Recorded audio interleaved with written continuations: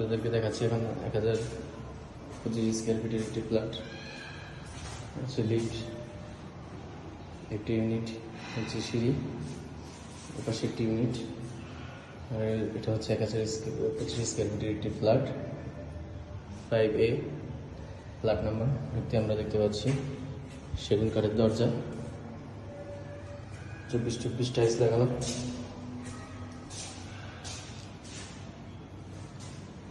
এটা হচ্ছে আপনার গেস্ট রুম,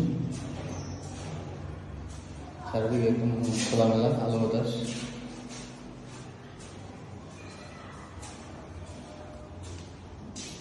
এটা হচ্ছে আপনার কমন ওয়াশরুম, বেসিন।